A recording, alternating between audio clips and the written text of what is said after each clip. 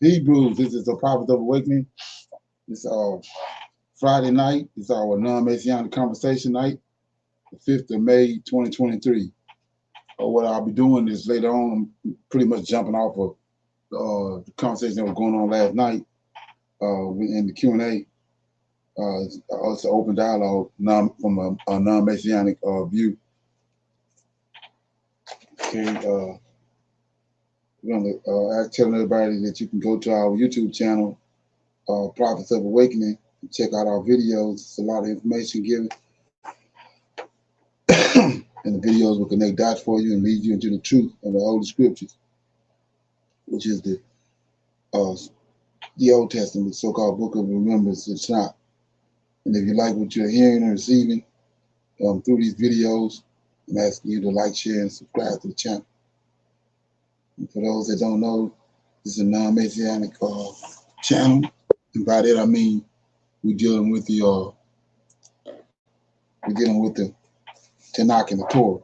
Tanak being the Old Testament, so-called Book of Remembrance, and the Torah is the first 5 books of the Old Testament that was given to Moses by the Lord of Hosts. Welcome to our non-Messianic conversation. Shalom and welcome to Prophets of Awakening. We're going to do our moment of silence, silent prayer, Psalms, do some current events, a little need-to-know information. Then we open it up for some Q&A. Then we'll pick back up where we left off last night. Okay? So with that being said, this moment of silence is for the Lord of Hosts and our Creator Yahweh and all that they're doing to bring to pass the prophecies that have been prophesied about us in these last days. Oh Lord, we come before Thee on the beginning of our Sabbath day, bow down with great respect for our Redeemer. Oh Lord, you confessed through your prophet Isaiah that you would return unto us and that you would pour out your Spirit upon us. This you have done, O Lord, in great fashion. And because of this, O Lord, we have found you within your holy scriptures, great in counsel, mighty in works, for the eyes are open upon all the ways of men, to give everyone according to their ways and according to the fruit of their doings. O Lord, behold, thou hast made the heavens and the earth by thy great power, and thy stretched out arm. There is nothing too hard for thee. Knowing all these things, O Lord, we eagerly await thy coming, the day in which thou wilt break the yoke of our oppressors. Peace be unto you. Okay?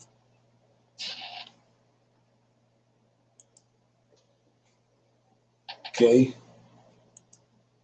We'll read the Psalms right quick.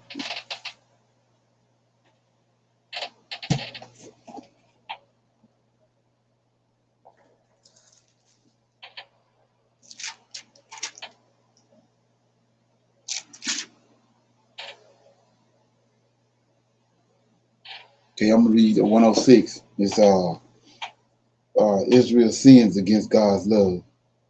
Okay, so praise ye the Lord. Oh, give thanks unto the Lord, for he is good, for his mercy endureth forever.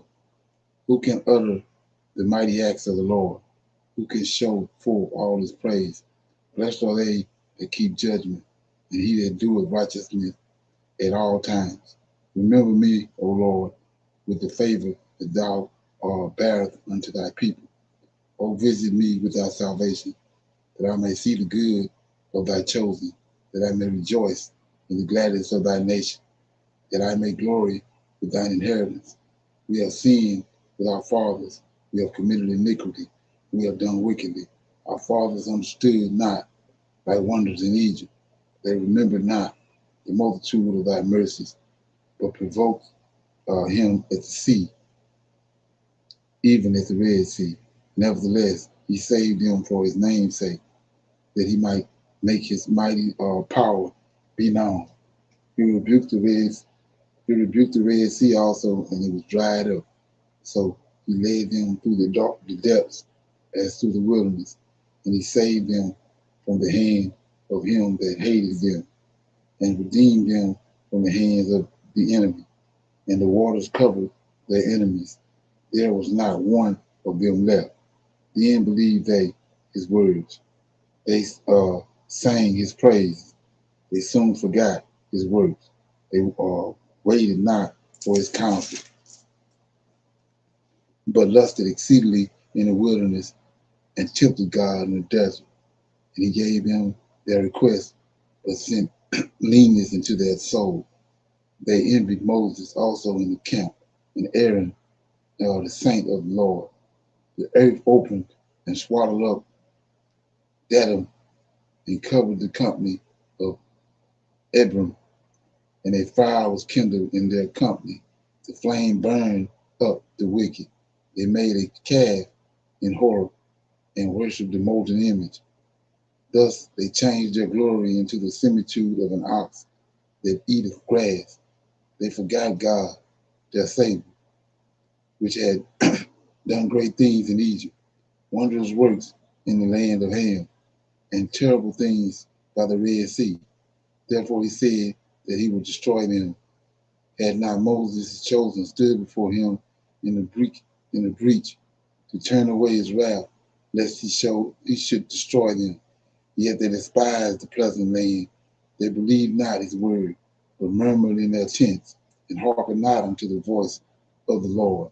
Therefore he lifted up his hand against them to overthrow them in the wilderness, to overthrow their seed also among the nations, and to scatter them in the lands. They joined themselves also unto Baal Peor, and ate sacrifices of the dead.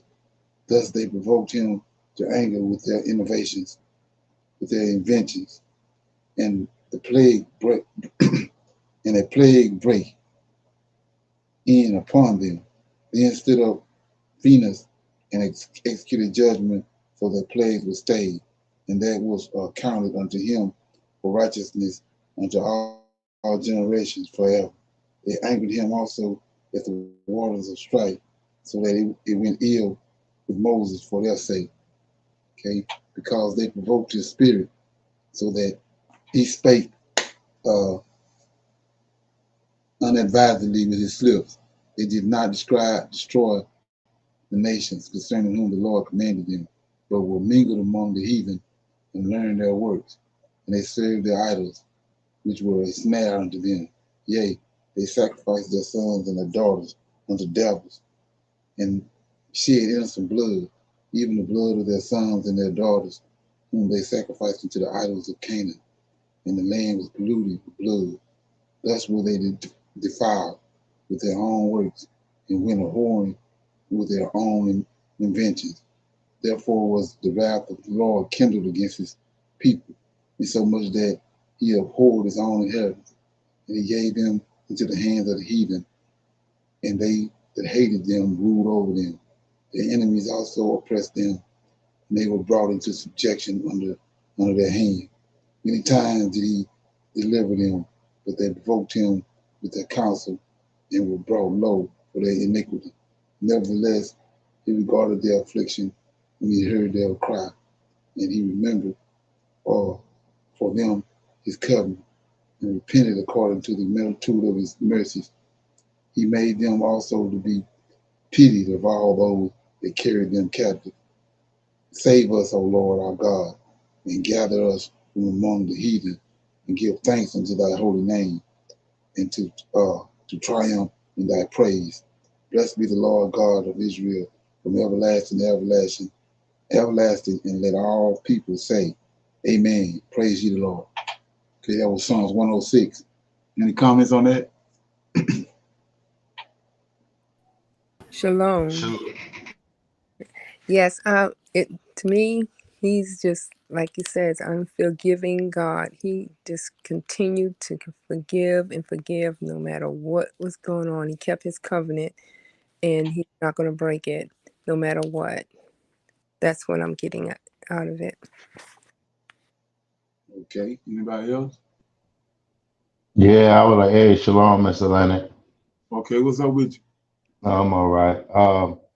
It just goes to show that they love their zaddy. They love zaddy. So on the Okay, way out, they still stuck on that. okay. Shalom, everyone. I Yeah, after wanted all he to, done.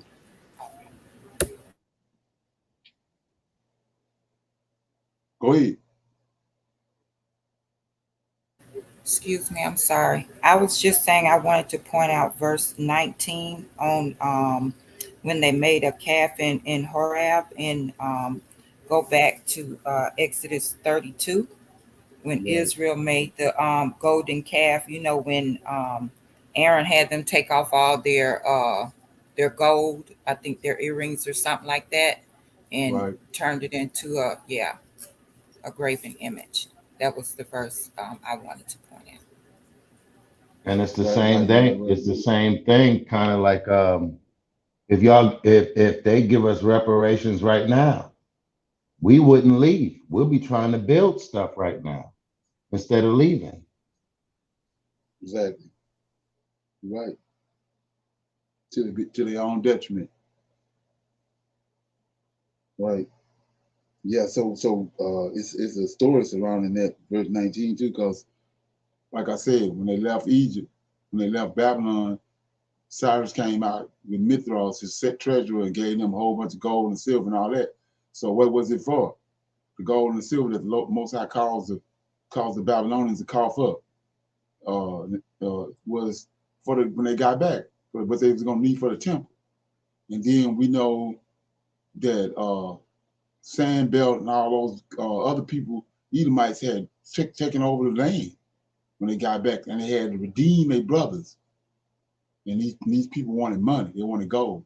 So all the gold they was given, what he calls Cyrus to get him, was for them to go back and rebuild the temple, rebuild Jerusalem, and redeem a lot of their brothers that had been oppressed for those 70 years while they was gone. So same thing in Egypt. When they spoiled the Egyptians, that gold was for them to be used when they got to Jerusalem, when they got to the land of Canaan. And they turned around and used it right here for molten calf. Ain't that And it's the something? same, yes, sir. And at the same time, we get it in this captivity right now. What are we going to use it for?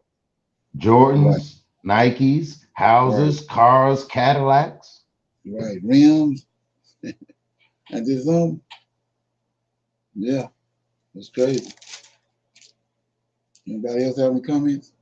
I was looking for something I wanted to shine light on, but yeah,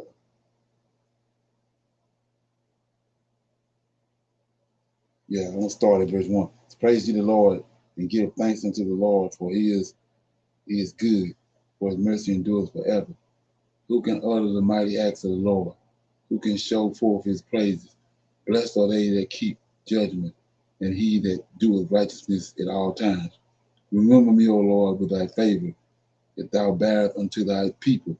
O visit me with thy salvation, that I may see the good of thy chosen, that I may rejoice in the gladness of thy nation, that I may glory with thine inheritance. We have sinned with our fathers, we have committed iniquity, we have done wickedly. Our fathers understood not thy wonders in Egypt. They remembered not the multitude of thy mercies, but provoked him at the sea, even at the Red Sea. Nevertheless, he saved them. Here you go, right here. Nevertheless, he saved them for his name's sake, that he might make his almighty power be known. So he rebuked it. He rebuked the Red Sea also, and it was dried up. So he led them through the depths. as through the wilderness, and he saved them. Here we go right here. He saved them from the hand of him that hated them, and redeemed them from the hands of his enemies. And the waters covered their enemies. There was not one of them left. The end believed they his word, and they sang his praises. They soon forgot the works of the works. They waited not for his counsel, but lusted exceedingly in the wilderness, and tempted God in the desert. And he gave them their request, but sent leanness into their soul. They envied Moses also in the camp, and Aaron and the saints of the Lord. The earth opened up and swallowed up Dedan, and covered the company of Abram, and a fire was kindled in their company. The flame burned upon the wicked. They made a calf in horror, and worshipped the molten image. Thus they changed their glory into the similitude of an ox that that eateth grass. They forgot God. Here you go right here what I was looking for. So verse 20 says, they changed their glory, which is him, the Lord of hosts. They changed their glory to the similitude of an ox. So they got Yahweh, they got the Lord of hosts over them, but they changed it into an ox. Then 21 says that they forgot God, their Savior. See that? Their Savior, which had done great things in Egypt. So this is what I mean right here, how by dividing the scriptures. They forgot God. See, they got capital G right there.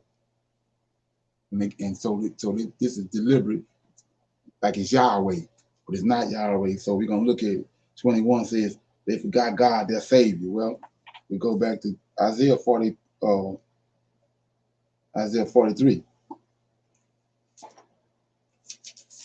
This is what I mean right here. I mean, right dividing scripture. So it says 43. 43 says,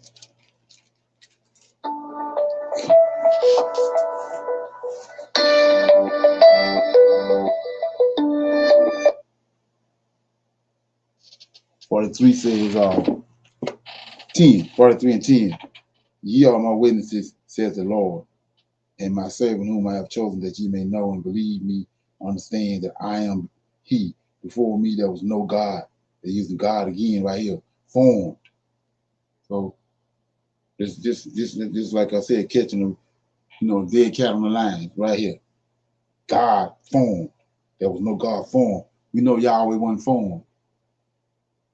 We know he wasn't formed. So they got capital G right there. Neither shall there be after me. Then 11. Even I am the Lord. Besides me, there's no Savior. So we see right here who the Savior is. Same Savior right here, same Savior over there that came to Egypt. It ain't Yahweh. And that's the problem that I was looking at, Mr. Leonard, Okay. is they honestly seen all the miracles and everything. The water split, the enemies fell with the water, but yet we did not see none of that. And we sitting here with more faith than they had when they seen. Exactly. Right. Exactly. And that's something. Oh yeah. Yes. That's something to be. That's a wonder. You know what I'm saying? Yeah. Okay. Anybody got any more comments? I'm gonna go to our current events. Okay.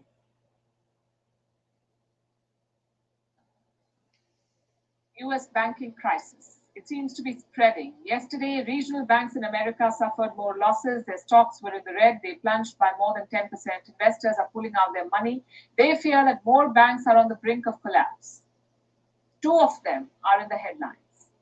PacWest and Western Alliance. They're both mid-sized banks. Both are said to be in trouble, and both are exploring their options, including a potential sale. This week began with the sale of First Republic. The bank was in distress. It was sold to JP Morgan. Now it appears that PacWest and Western Alliance could be headed in the same direction. PacWest is in particularly bad shape. Yesterday, its shares dropped by more than 50%, and a 50% drop is a clear red flag. This year has been bad for the bank. In all, it has lost more than 85% of its stock value, which means losses for investors, millions of dollars in losses, and the bleeding is still on. So PacWest is being forced to consider radical moves. The bank issued a statement, I'm quoting from it. Recently, the company has been approached by several potential partners and investors. Discussions are ongoing. The company will continue to evaluate all options to maximize shareholder value. What does this mean? It means that all options are on the table. That's what the bank is saying. It could sell its assets, it could bring in an investor, it could even consider an all out sale. And these are extreme measures, and they tell you how big the crisis is. In fact, all the banks that are in trouble face the same problem, the problem of liquidity. There's a cash crunch, they don't have money. Where did the money go? Ask the US Central Bank. They call it the Federal Reserve. In recent months, the Fed has hiked interest rates, and that hike has punched a hole in the books of American banks. How did that happen? Well, these banks held many government bonds. With the rate hikes, the value of those bonds has declined. So now the banks are in trouble. And the Fed is still hiking interest rates. Yesterday, it announced another hike, the 10th one since March 2022. You know what this means for American banks? It means more pain. But the Fed chairman is not worried. He claims the US banking system is resilient. Let me comment briefly on recent developments in the banking sector. Conditions in that sector have broadly improved since early March, and the US banking system is sound and resilient. We will continue to monitor conditions in the sector. We're committed to learning the right lessons from this episode, and will work to prevent events like these from happening again. The banking system is sound and resilient, he says. If that's the case, then why are banks collapsing? PacWest is exploring options, and Western Alliance is braving a storm. Yesterday, its stock price plunged by 62%.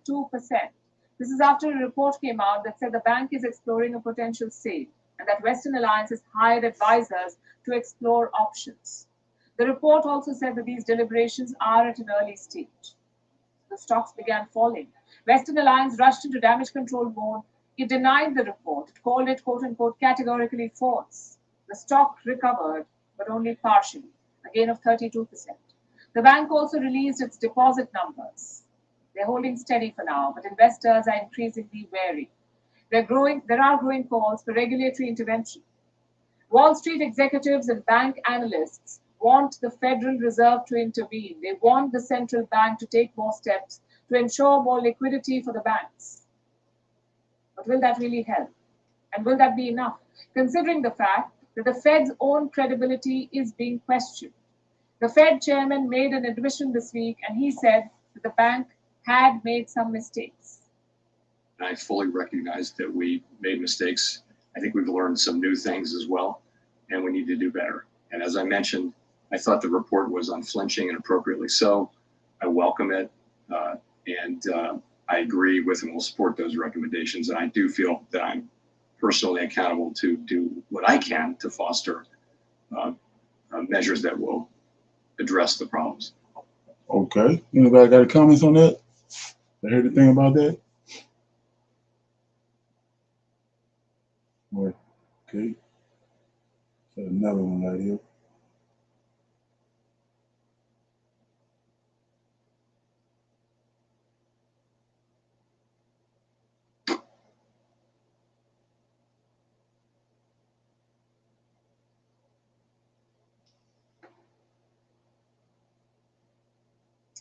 Now let's look at what NATO's big brother, the US, is doing in the other side of the world.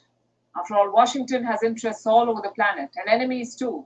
One of the biggest rivals is Iran, and Tehran seems to be making some bold moves lately. Last week, Iran released footage of its navy capturing an oil tanker. It was sailing out from Kuwait and apparently bound for the US. Then 2 days ago, the US says a second tanker was captured. Washington says Tehran is up to its old tricks, disrupting the region's oil trade. But it seems the US has a solution now. It wants to line the entire Arabian Peninsula with robots at sea. The US is trying to convince its Gulf allies to add dozens of robot ships around the peninsula. Our next report has the details. Iran's apparently at it again. disrupting oil flows in the Persian Gulf. Last week, Iran's navy seized an oil tanker near the Gulf nation of Oman. It was called the Advantage Suite. Iran state media even released this video showing the capture. The tanker was flagged to the Marshall Islands. It's a small island nation in the Pacific Ocean. Why did Iran capture their oil tanker? Reports say it's because of where the tanker was headed. It set sail from Kuwait and was bound for Houston, Texas in the US. Basically, Iran captured an American oil shipment. Then Tehran allegedly did it again this week. This time the US released this footage. It purportedly shows Iran's Revolutionary Guard surrounding an oil tanker. This one is called the Niobe. It's flagged to the Central American nation of Panama.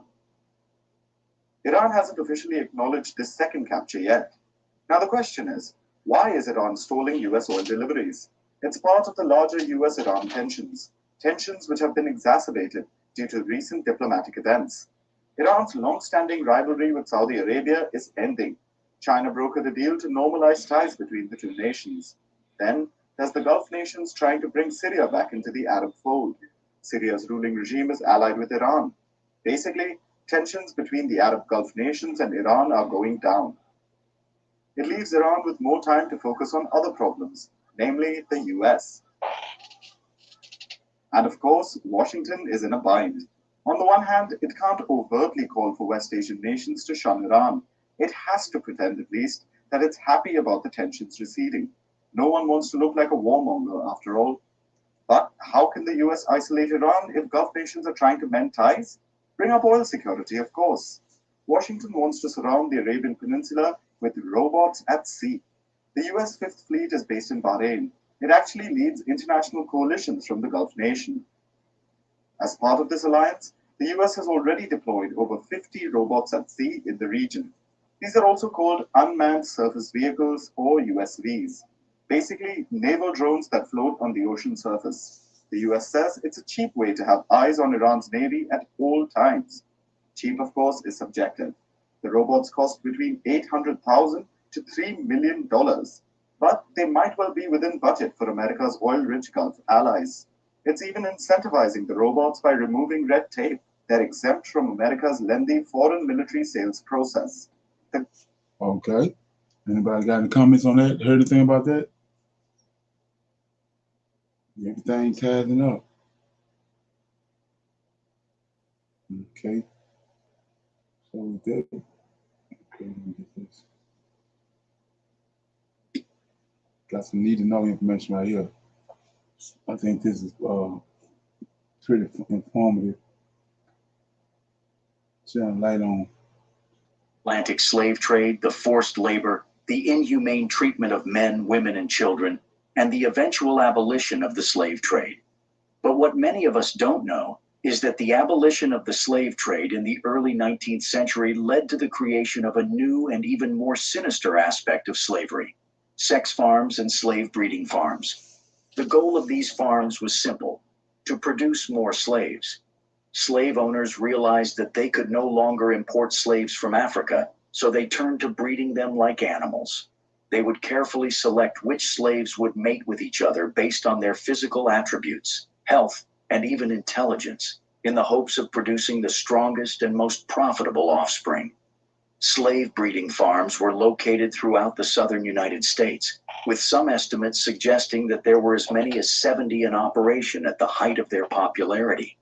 These farms were often run by wealthy plantation owners who saw slave breeding as a lucrative business opportunity. But the horrors of slave breeding farms did not stop there. In some cases, plantation owners would set up sex farms, where slaves, often young girls, were forced to engage in sexual activity with other slaves or with the plantation owners themselves. The offspring of these forced sexual encounters were also seen as profitable commodities and were often sold off at auctions to the highest bidder. The true extent of these practices is difficult to quantify, as records were often destroyed or deliberately hidden. But it is estimated that thousands of slaves were forced to participate in these breeding programs, resulting in countless atrocities and human rights violations. In this video, we are going to reveal 10 of the most horrific facts of slave breeding and sex farms in the United States. These facts may be uncomfortable to hear, but it's important to acknowledge the brutality and inhumanity of slavery in all its forms. But before that, hit the subscribe button to stay on this channel for more content like this. Fact number 1. Enslaved women were seen as breeding machines and impregnated by several men.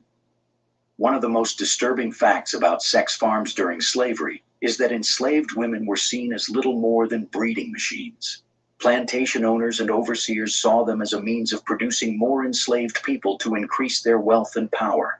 In order to achieve this goal, enslaved women were often forced to have sex with several men, regardless of their own desires or consent. This practice was particularly prevalent in the Deep South, where the climate and soil were well suited to the cultivation of cotton, and the demand for enslaved labor was high. Enslaved women on these plantations were often subjected to brutal physical and sexual abuse, with no hope of escape or redress.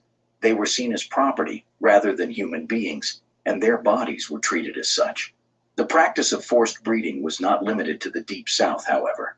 It was also common in other regions of the country, including the Chesapeake Bay area and the Upper South. Plantation owners in these areas also saw enslaved women as a means of increasing their wealth and power, and used them accordingly. The evidence for the forced breeding of enslaved women can be found in a number of historical sources. Plantation records, for example, often include references to enslaved women who were breeders or breeding stock. These records also reveal the number of children produced by these women, as well as their age, health, and other relevant information. In addition to plantation records, there are also numerous slave narratives that document the experiences of enslaved women who were forced to breed. One such narrative is that of Harriet Jacobs, an enslaved woman who lived in North Carolina in the mid-19th century. In her memoir, Incidents in the Life of a Slave Girl, Jacobs describes the horror of being forced to have sex with her owner in order to produce children. Fact number 2. Female slaves were forced into sexual relationships with their owners or overseers. Sexual abuse of female slaves was widespread during the period of American slavery. Slave women were not only subjected to forced labor, but also to sexual exploitation by their owners and overseers. This practice was not limited to any particular region or plantation, but it was prevalent throughout the American South. The first evidence of sexual abuse of female slaves can be traced back to the transatlantic slave trade. Female slaves were often taken captive and forced to endure the long and arduous journey across the Atlantic in cramped and unsanitary conditions. During this journey, slave women were subjected to sexual abuse by the crew members and the other male slaves. Once in the American South, female slaves were subjected to even more sexual abuse. This abuse took many forms, including rape, forced sexual relationships, and prostitution.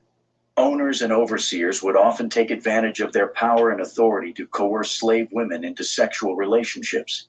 These relationships were often violent and non-consensual, and many slave women were impregnated as a result. The children born from these forced sexual relationships were not considered the children of their fathers, but rather the property of their mother's owners. This meant that these children were also slaves and could be sold or traded just like any other commodity. This practice was particularly common in the Upper South, where slaves were bred for sale to the Lower South. One example of this practice can be found in the story of Sally Hemings, a slave woman who was owned by former U.S. President Thomas Jefferson. Hemings was forced into a sexual relationship with Jefferson, and she gave birth to 6 children, 4 of whom survived to adulthood. These children were not recognized as Jefferson's children during his lifetime, but DNA evidence has since confirmed their paternity. Another particularly disturbing example of sexual abuse is the case of Celia, a slave woman who was owned by Robert Newsom in Missouri. Newsom repeatedly raped Celia, and when she became pregnant, he refused to acknowledge the child as his own. When Celia killed Newsom in an act of self-defense, she was tried and convicted of murder and hanged. This case highlights the brutal reality of sexual abuse and violence that many slave women faced in the American South. Fact number 3. The offspring produced on sex farms were separated from their families and sold as soon as they were weaned. The practice of separating families during slavery was widespread, and it was not uncommon for enslaved children to be sold away from their parents. However, on sex farms, this practice was particularly prevalent. Enslaved women who were forced to breed were often impregnated by men who were not their husbands or partners. As a result, the children produced on sex farms were not part of a nuclear family unit, but rather a product to be sold for profit. According to historical records, many plantation owners saw the sale of enslaved children as a lucrative business opportunity. The price of an enslaved child varied depending on factors such as age, gender, and health, but they were generally sold for a higher price than adult enslaved people. This was because the children had the potential to grow up and become productive laborers, as well as future breeders themselves. In many cases, enslaved children were sold at public auctions, where they would be separated from their mothers and other family members. These auctions were often traumatic for both the enslaved people being sold and those who remained behind. Doctors were also... Any comments so far? Can somebody say the boule? It's the boule, right? Oh yeah. Yeah, Well, because the man carries the seed. So if the black women are the ones that's getting hemmed up by them, then that's their children, because the man carries the seed. Their agenda. right. You can see that right here. Well, I mean, this information been hid from us, but you can see right here, all Israel ain't Israel. Facts. Come Facts. to the day. Come to the day now that He waking us up. Now you see why the word and the truth falling on people and they ain't responding to it. Yep, Ain't it? like Barack Obama with them big old ears and Right. all of them. Yes, sir. Exactly. Play a little more. Okay. And treating any illnesses that could affect their ability to conceive. However, it's important to note that this care was not provided out of concern for the well-being of the enslaved people, but rather to ensure that they were able to produce more enslaved people for the plantation owner's profit. Fact number 8. Enslaved women on sex farms were often given inadequate nutrition and health care, leading to high rates of infant mortality. While fertile women were considered valuable and used as reproductive machines to produce more slaves on sex farms, the living conditions on these farms were not any better, and as a result, many infants did not survive. Enslaved women on sex farms were forced to work long hours in the fields, which meant that they were not able to take care of their babies as they should. The infants were often malnourished and sickly, and the women had no access to proper medical care to help them. This would contribute to the high rates of infant mortality as at that time. One example of this is the case of the Louisiana State Penitentiary, also known as Angola Prison. In the late 1800s and early 1900s, Angola Prison had a large population of enslaved women who were forced to work on a sex farm. The women were subjected to brutal treatment and were given little food and water. They were also denied medical care and were forced to give birth in filthy conditions, which led to high rates of infant mortality. In a report published by the American Public Health Association in 1915, it was noted that the infant mortality rate at Angola Prison was 75%. This means that out of every 4 infants born on the farm, only 1 survived. This is a staggering statistic and shows just how dire the situation was for these women and their children. Unfortunately, Angola Prison was not the only place case. Many other sex farms across the country had similarly high rates of infant mortality. The women who were forced to work on these farms were subjected to unimaginable cruelty, leading to the death of their babies. Fact number 9. Hey, Mr. Leonard. In sex farms. Mr. Leonard. Yeah. Okay. It's the same way now. Right now, black women have that same statistic to this day.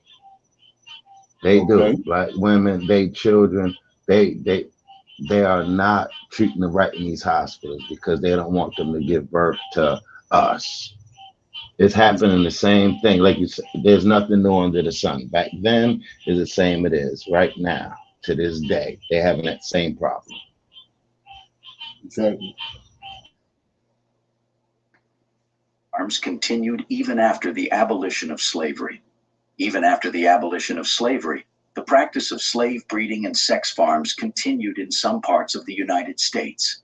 While the 13th Amendment to the Constitution abolished slavery in 1865, it did not prohibit the practice of slave breeding or sexual exploitation of former slaves. In fact, there is evidence to suggest that the practice of slave breeding continued in some parts of the South well into the early 20th century. This was due in part to the fact that many former slaves continued to work on the same plantations where they had been enslaved and were still subject to the same exploitative and abusive conditions. One of the most well-known cases of post-abolition slave breeding occurred in Natchez, Mississippi. Between the late 1860s and the early 1900s, wealthy white planters in the area engaged in a system of fancy trade, where they would buy and sell young, light-skinned African-American women who were specifically bred for their physical appearance and sexual appeal. These women, known as fancy girls, were often the daughters of mixed-race slaves and were sold at auction for exorbitant prices. They were then forced into sexual relationships with white plantation owners and their male guests, and their offspring were often sold back into the slave trade. In addition to the fancy trade, there were also reports of forced sexual relationships between white plantation owners and their former female slaves. This was made easier by the fact that many former slaves continued to live and work on the same plantations where they had been enslaved, and were Okay. So like I was saying before, now we see, now that we most had to pull the spirit out, he makes a point. Let me read it right quick. He make a point in Isaiah, and this going over a lot of people's head. So it says in Isaiah 44, it says,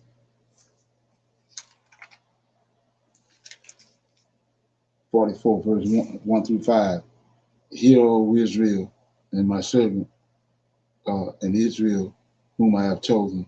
Thus says the Lord that made thee and formed thee from the womb, which will help thee. Fear not, O Jacob, my servant, and thou Jezreel, whom I have chosen. I will pour water upon him that is thirsty, floods upon dry ground. I will pour my spirit upon thy seed. See that's bigger than the whole state of Texas right there. I'll pour my spirit upon thy seed, Israelites. We see what was going on in these sex forms and who the males was. They were Gentiles. It says, thy seed and my blessings upon that offspring. Offspring and seed. So, and then we go to the curses.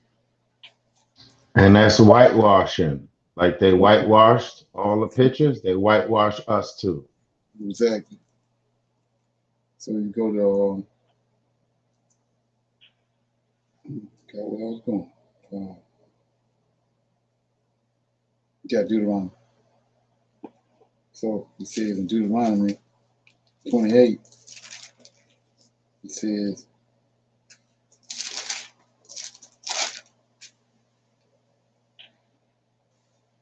that the Lord shall scatter thee, or 64, Lord shall scatter thee among all people from one end of the earth even unto the other. There thou shalt serve other gods, which neither thou nor thy fathers have known, even wood and stone. And among these nations shalt thou find no ease, neither shall the soles of thy feet have rest, but the Lord shall give thee there trembling of heart, failing of eyes, sorrow of mind, and thy life shall hang in doubt before thee, and thou shalt fear day and night, and shalt not have no assurance of thy life. In the morning thou shalt say, would it was evening, and at evening thou shalt say, with God it were morning, for fear of thy heart, wherein thou shalt fear for the sight of thy eyes, which thou shalt see. So we see right here,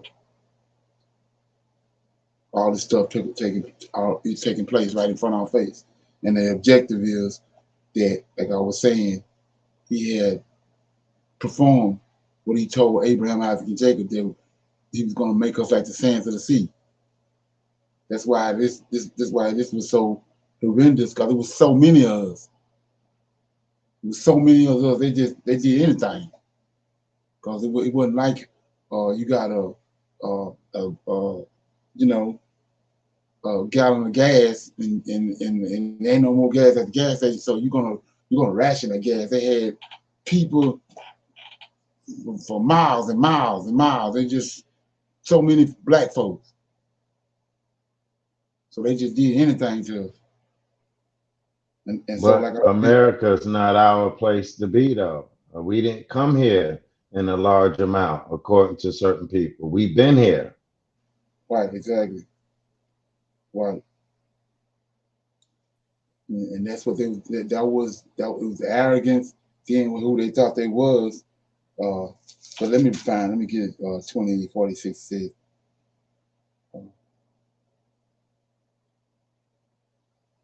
Yeah, here you go right here. 46. Thou shalt be they shall be upon thee for a sign and for a wonder, and upon thy seed forever.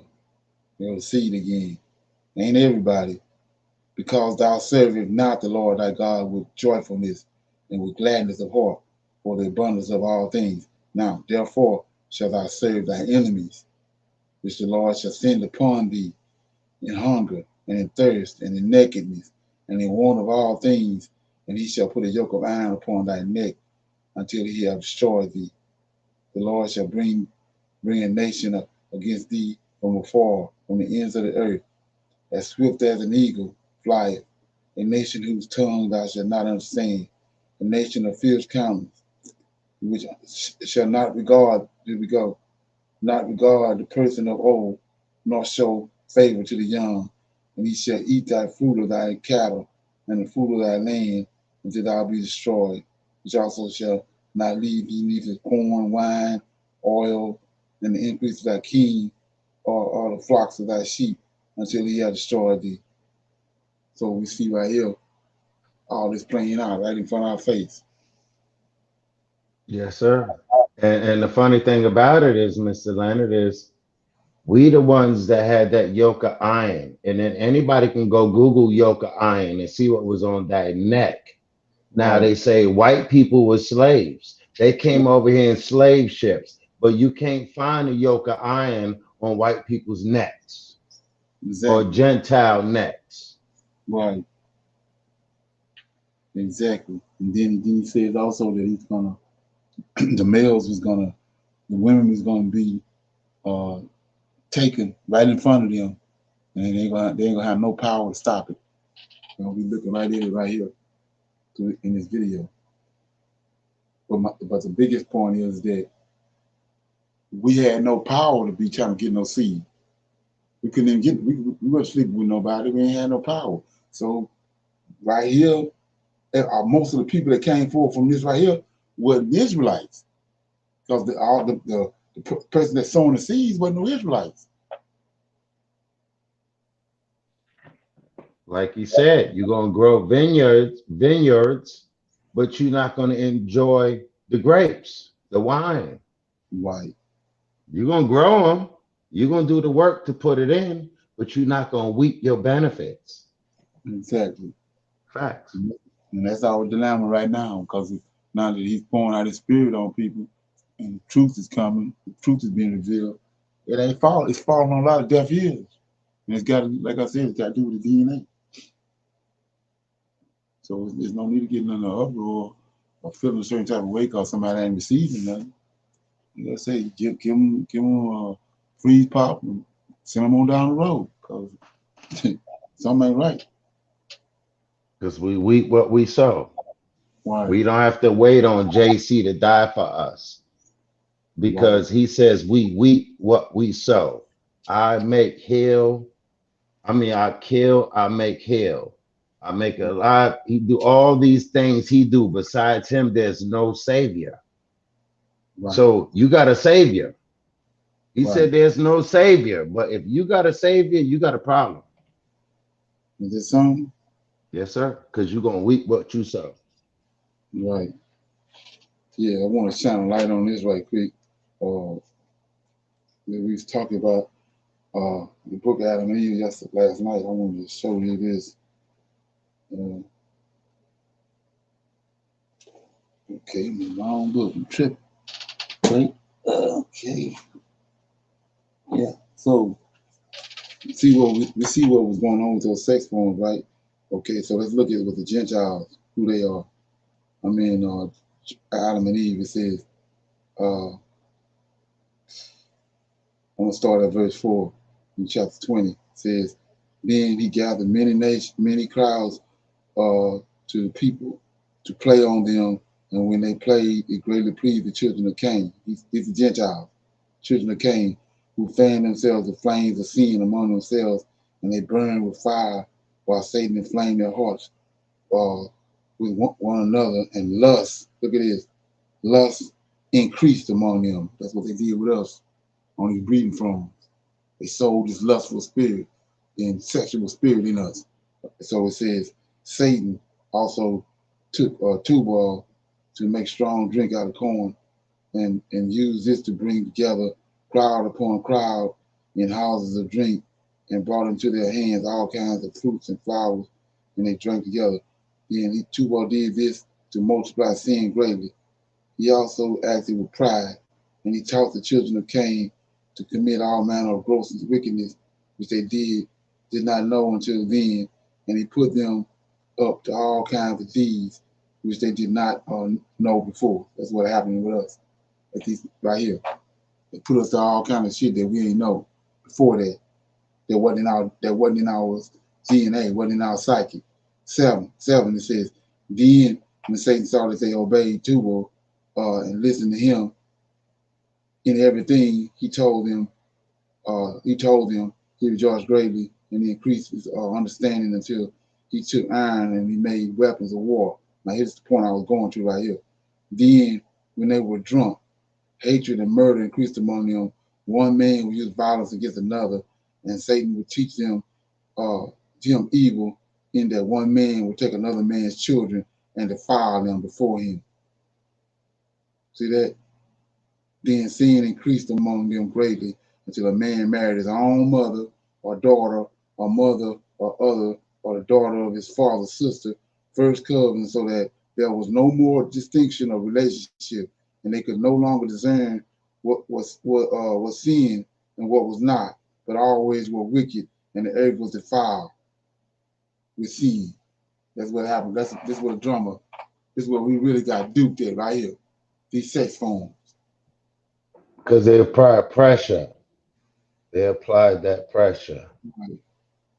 under them curses. Like when they came out of Egypt, like you were saying, uh, it was a mixed multitude. Right. And Moses had to sit there and distinguish amongst the two. Those that's for me, it's for not, they died. You know, so it was a mixed Exactly. multitude. It wasn't just all of us. Right. And that mixed multitude included giants and everything else. There's 200 angels, that's where they came down here. Yes, sir. Yes, But sir. right here, so the men running around trying to have all kind of women and all that started right here. They sold this in us right here. Sold it into our to us a nation. That's where all the drama started right here. Okay. Yeah. So And anyway, they put themselves in a situation to where as though that we knew, because he said that we have to have these women. We dealing with these women. We ain't dealing with the men, because the men is the one that carry the seed. So we have to rape these women. We had to do all these things to these women. Are they not doing the same thing to these women to this day? right. And that's why we having our problems with black women and black men having a war to this day. Right. Facts. Right. It goes back to Nothing new under the sun. right. It goes back to 46. They put a yoke. Now this is happening with these phones. They had yokes of iron on their neck, and now they didn't sold it into us. Now they took the yoke of iron off, but it's in us now. It's a fact. What's wrong with a man making $40,000 a year right now? Right, nothing. Because they put everybody else in your front way. Kanye West and all these rappers, all this fame and fortune for the black community, when the minorities, all the rest of them don't even care about that. They just want to have kids and procreate. And then they said, okay, we got to get rid of Roe versus Wade. So now we know we not accumulating children, but that community is accumulating children. So we got to stop this Roe versus Wade. We see what's going on. They got a negative birth rate. Yeah. Is there something? Long. Right. So yeah, we this is where all this started at right here. A lot of the drama came from these that we dealing with today. They set us up for it. And then then they came like using Obama and certified the LGBTQ community. They used him to certify that. So He anyway, did because Michelle is Michael. She can bench press more than me. She can, okay. I mean, come on. It is what it is. Barack Obama, we already know how they go. What happened with Jones Rivers? Joan Rivers said something, and all of a sudden, something happened. Right. She came with Missy too. Right. So we're gonna open it up for Q&A. Anybody got any questions, comments, based off of what they heard, especially what happened, conversation from last night? I want to expound on that a little more. That's what I'm gonna do the rest of it tonight. Anybody got any comments on anything that was said or conveyed that they want to talk about? Shalom.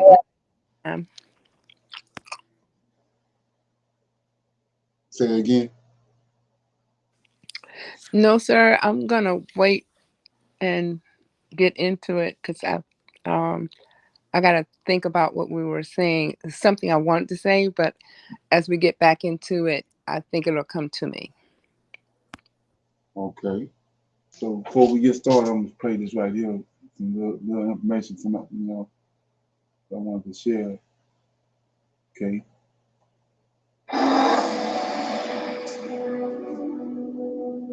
We start with the Russia-Ukraine war. It's intensifying. Last night we told you about the drone attacks on the Kremlin. Moscow said it was an assassination attempt on President Putin. Tonight we can tell you that the Russian retaliation has begun. Russia is going after not just Ukraine, but the US too. The Kremlin today pretty much called Washington the mastermind of this attack. And it's striking Ukraine hard. Russia has launched a wave of drones, and Ukrainian air defenses are working overtime to fend them off.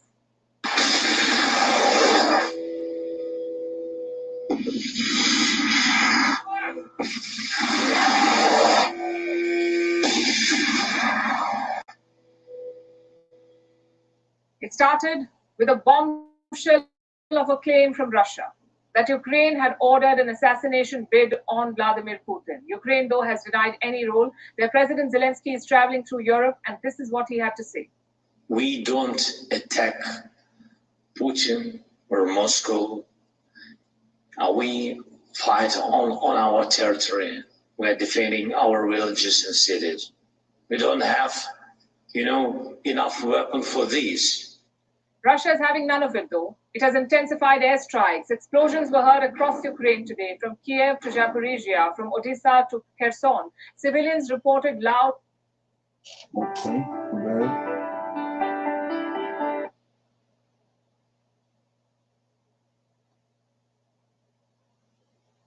Cities. These attacks are being called revenge strikes. Some of the drones that fell in Odessa had inscriptions. They said, "For Moscow" and "For the Kremlin." So far, no serious casualties have been reported, but dozens are said to have been injured. People have been forced to move out of their homes. In Kherson, for example, scores of people were evacuated today. They left the city in buses. A 58-hour curfew has been imposed in Kherson. Those who haven't left are stocking up on food supplies and other essentials. What about Kiev? How is the Ukrainian capital faring? Locals are taking refuge in underground metro stations. They fear that Moscow will intensify attacks. I don't think it was Ukraine that carried out the attack. The Russians tend to attack their own territory and then blame us, so that the West reacts and we turn out to be the aggressor instead of them. Anything is possible. As long as Ukraine doesn't officially confirm that this was an attack carried out by us, There can be many theories as to who did it. It is So we back here again. We know that when the pipeline was sabotaged, come to find out, he pointed back to America. Now we here again with some more stuff. So they behind the scenes throwing rocks and hiding their hand. And how long you think that's gonna last? Yep. Hey, Mr. Leonard, I'm in Jacksonville, Florida. I'm not even gonna lie. I met some Ukrainians down here. Didn't meet them like that, but they don't like us. Right. Yeah, they can't stand us. They pointing at us. We just, I don't want to say the word, but we some Negrins or whatever. They Right. can't stand us. All right. They on some Nazi stuff, and we shouldn't be dealing with it. Right. Yeah, they should be blown off the map. Okay. And then some. That's a fact. They should be blown off the map. Yeah, they Yep, got the Caucasus Mountains is where they should be. Right. Exactly. That's their origins. Yeah. So what I want to do is go to we're gonna pick this dialogue up. I'm gonna go to something that we was dealing with last night.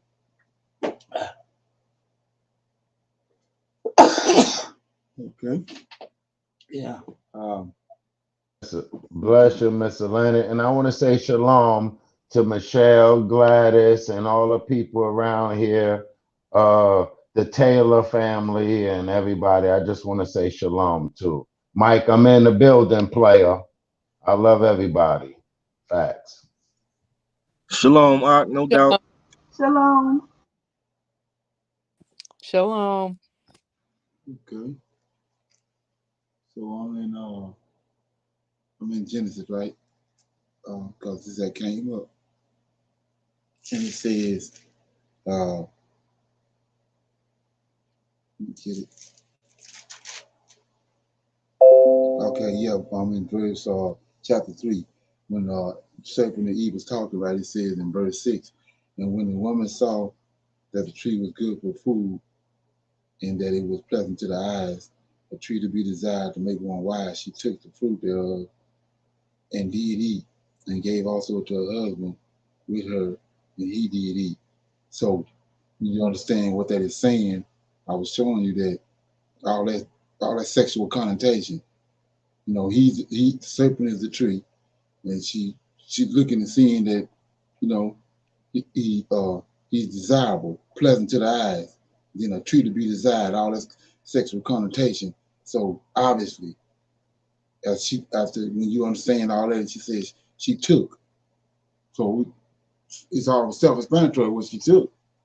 Yeah. But anyway, so at that point, she was defiled, right?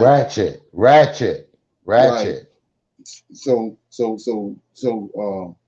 she was defiled right there. Then it says, and being defiled, she went to Adam, and Adam went along with it. After he knew she was defiled. So let's look at that. Simp. Adam was a simp, and she was ratchet. Right. Yes, he could have did better. He came from the ground, and he should have did better. It was a ratchet and a simp, and that's what we got right now. We see we are getting the benefits. We what we sow, and we seeing our seeds. And the rooster is coming home to crow. We see what's going on. Okay, so I'm in Jasher, Book of Jasher, chapter 36. So, like I was saying, you know, a lot of people don't get the understanding on this. You would say that, the male chauvinist stuff going on, but you gotta understand. Then we go back to the when the Most High passed out the judgment. So I'm in Jasher 36. I probably have to read all of it in order to get to understand it. So I'm in 36. So it says, then at that time the Lord appeared unto Jacob, saying, arise, go to Bethel, and remain there, and make their altar to the Lord who appeared unto thee, who delivered thee and thy sons from affliction. And Jacob rose up with his sons and all belonging to him, and they went and came to Bethel, according to the word of the Lord. So we know what Bethel is. That's where he saw the ladder. The angels ascending and descending, and he saw the Lord of hosts regulating it. He's at the top of the ladder, regulating who come down and go up and all that, and where they going and all that. So, verse 3, Jacob was 99 years old when he went to Bethel. And Jacob and his sons and all the people that were with him remained in Bethel in Luz, and there built an altar to the Lord who appeared unto him. And Jacob and his sons remained in Bethel 6 months. At that time died Deborah, the daughter of Uz, the nurse of Rebekah, who had been with Jacob. And Jacob buried her beneath Bethel under an oak that was there. And Rebekah, the daughter of Bethel, the mother of Jacob, also died at that time in Hebron. The same as Kira Arba. So that Kira Arba is as a giant, in case you don't know. And she was buried in the cave of Machpelah, which Abraham had bought from the children of Heth. And the life of Rebekah was 133 years, and she died. And when Jacob heard that his mother Rebekah was dead, he wept bitterly for his mother and made a great mourning for Deborah, her nurse, and for Deborah, her nurse, beneath the oak. And he called the name of the place Alum Bethlah. Okay, verse 7. And Laban the Syrian died in those days. For God smote him because he transgressed the covenant that existed between him and Jacob. Okay. And Jacob was 100 years old when the Lord appeared unto him and blessed him and called his name Israel. And Rebekah, the wife of Jacob, conceived in those days. And at that time, Jacob and all belonging to him journeyed from Bethel to go into his father's house at Hebron. And while they were going, this is where the drama coming in at. While they were going on the road, there was yet but a little way to come to Ephrata. Rachel bore a son, and she had hard labor, and she died. And Jacob buried her in the way of Ephrata, which is in Bethlehem, and he set a pillar upon her grave, which is there unto this day. And the days of Rachel were 45 years, and she died. And Jacob called the name of his son that were born to him, which Rachel bore unto him, Benjamin, for he was born to him in the land, in the land on the right hand. And it was after the death of Rachel that Jacob pitched his tent in the tent of her handmaiden Bilhah. So here we go right here. This gonna take us back to Genesis to understand what was going on in verse 6 and 7. So it says, and Reuben was jealous for his mother Leah on account of this. And he was filled with anger, and he rose up in anger, and he went and entered the tent of Bilhah, and he thence removed his father's bed. So we're just killing a whole bunch of birds with one stone.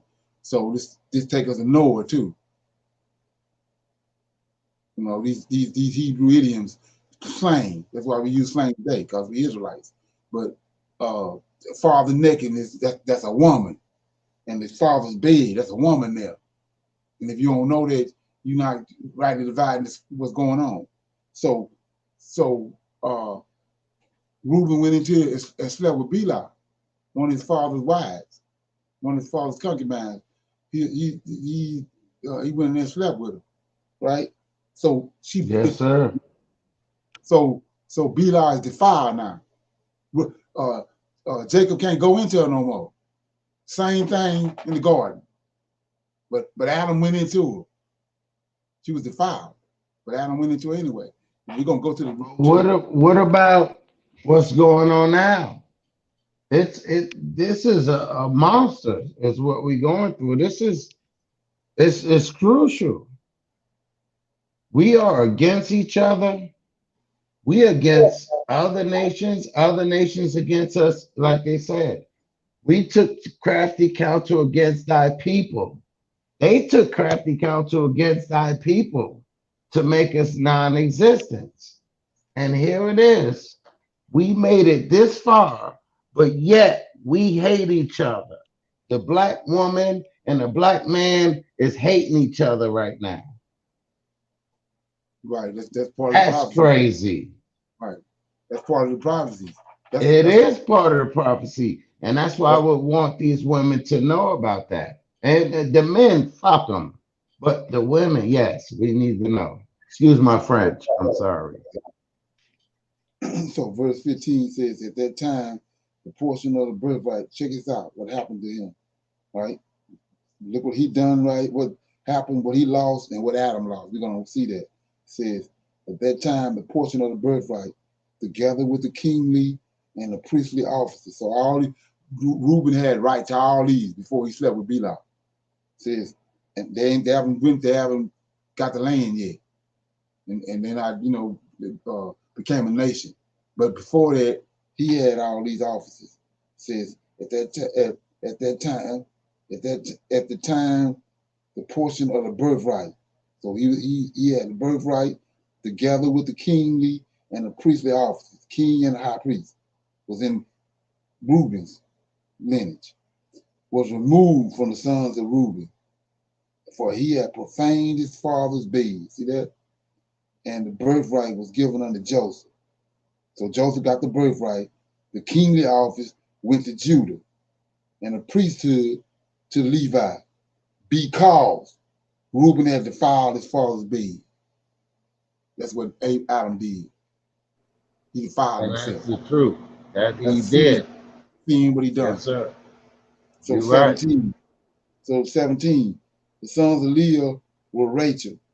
The firstborn was Reuben, the firstborn, Simeon, Levi, Judah, Issachar, Zebulun, and their sister Delah. And the sons of Rachel were Joseph and Benjamin. For the sons of Zephaniah, Leah, handmaiden, were Gad, Asher, and the sons of Bela, Rachel's handmaiden, were Dan and Naphtali. These are the sons of Jacob, which were born unto him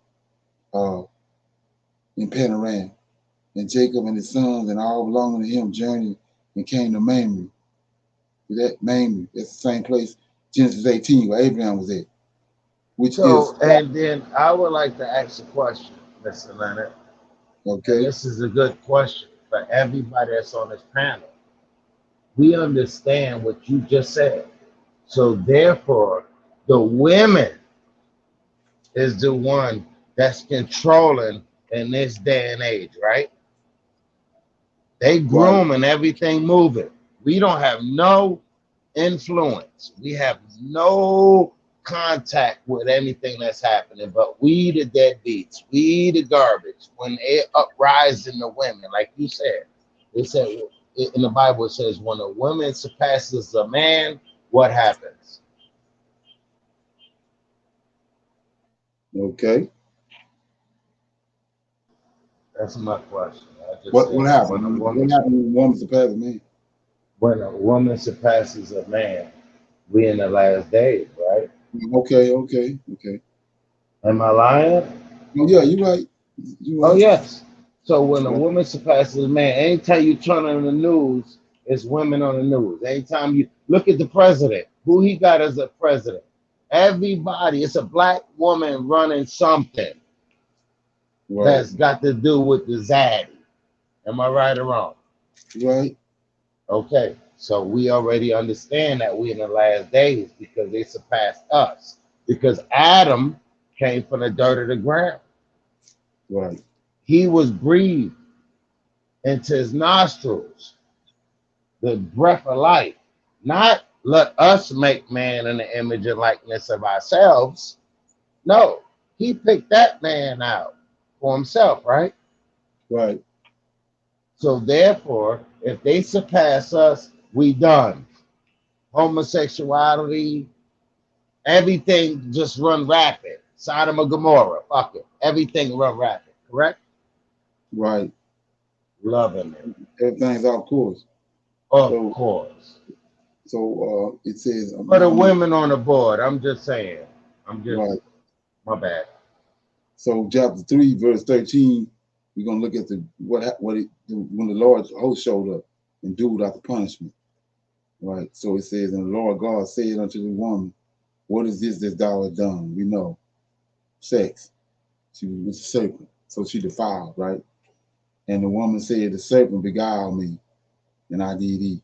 Then 14, the Lord God, Lord of hosts, said unto the serpent, because he finna do thy judgment, because thou hast done this, he had sex with the woman, thou art cursed above all cattle, and above every beast of the field. Upon thy belly shalt thou go, thus shalt thou eat all the days of thy life. And I will put enmity between thee and the woman, between thy seed and her seed. It shall bruise thy head, and thou shalt bruise his heel. So we see what he done. That's the answer to what is this that thou hast done. You got a seed, so we know what he done. He slept with the woman. Him and the woman had relations. And then verse 16, now he drew not the judgment to the woman. Unto the woman he said, I will greatly multiply thy sorrow and thy conception. In sorrow thou shalt bring forth children. So even to this day, women have birth pains and all that in sorrow. And thy desire, this is what brought about her judgment. She was lusting after the serpent. Thy desire shall be to thy husband, and he shall rule over thee. So what desire? We went over this yesterday, but I'll go again. But what desire? It's the truth. It's the And verse truth. says, when a woman saw the tree was good for food, and that it was pleasant to the eyes, the tree to be desired. They go to desire toward the serpent. She already got her husband, Adam. So that's why he threw that judgment out. Now he's gonna deal with Adam. 17. And under Adam he said, because thou hearkened to the voice of thy wife, and has eaten of the tree, she defiled, and he went in it to her anyway, of which I commanded thee, saying, thou shalt not eat of it, cursed is the ground for thy sake, and in sorrow shalt thou eat of all the days of thy life. Thorns also and thistles shall they bring forth unto thee, and thou shalt eat the herbs of the field, and in the sweat of thy face shalt thou eat bread till thou return unto the ground, for out of it was taken, for dust thou art, and unto dust thou shalt return. And that's why the women saying that we getting out here, we protesting for y'all. Y'all ain't doing nothing for us. We protesting. We out here doing all of this. Ain't that Right. crazy? Ain't that crazy? Oh yeah, that's something. Hey, we got here fighting for y'all. Your children. Oh, the black man ain't shit. The black man is garbage. He's feminine. He's gay. He's doing all this, not knowing that the black woman is one that raised them. Ain't that something? Ain't that something? Right. So with that being said, anybody got any comments?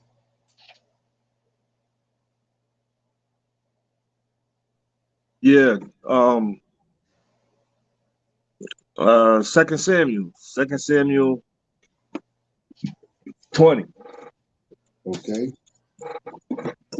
So this is when David came back. When David came back after everything that happened with Absalom. So after everything, everything that took place with Absalom, and he told David that, your son will be intimate with all your concubines right in the public eyesight, right? So y'all can go back and read that if y'all want, right? So this is after everything went on with Absalom and David came back. So now David came back and he's back to being a king. So this is dealing once again with those concubines and what happened. So I'll start at 1. It says, and there happened to be there a man of Belial, whose name was Sheba, the son of Bechiah, a Benjamite. And he blew a trumpet and said, we have no part in David, neither have we inheritance in the son of Jesse, every man to his tent, O Israel. So every man of Israel went up from after David and followed Sheba. Then the son of Bechiah But the men of Judah cleaved unto their king from Jordan even unto Jerusalem. So 3. It says, and David came to the house of Jerusalem, and the king took the 10 women, his concubines, whom he had left to keep the house, and put them in ward, and fed them, but went not in unto them. So they were shut up unto the day of their death, living in widowhood. So we could say David figured it out. David knew he couldn't go into what was defiled. But yet he kept them, clothed them, fed them, dealt with them respectfully. Right. But he just couldn't go in unto them. Right. The reason being is because we know that we shall not practice adultery. And if you look at adultery, a man can't practice adultery. A woman can. A man can't. We can have more women than we want, if as long as we doing it financially and taking care of the household, the cattle. I'm talking financially now. But Right. back then, if you had it as a king or whatever, you can have more women than you can have more than one woman. But women think to this day that they are the catch. They running. They can have more men than anybody. And they don't understand the repercussions of it because the Most High not dealing with them like that. And you right, Mike. Hey, shalom, brother. Okay. Yeah, I want to read the first part of that, because so for the people that's listening, it says, yeah, here you go. Chapter 16 is when Absalom entered. David fled Jerusalem. Absalom entered Jerusalem, and Absalom and all the people, the men of Israel, came to Jerusalem, and Antipaul with him. And it came to pass when Hushai, the Archite, David's friend, was come unto Absalom, that Hushai said unto Absalom, God save the king. God save the king. And Absalom said unto the Hushai, is this thy kindness to thy friend? Why winnest thou not with thy friend? And Hushai said unto Absalom, nay, with whom the Lord and his people and all the men of Israel choose, his will I be, and with him will I abide. And again, whom shall I serve? Should I not serve in the presence of his son, as I have served in the father's presence? So will I be in thy presence. Then said Absalom to Amasa, give counsel among you what we shall do.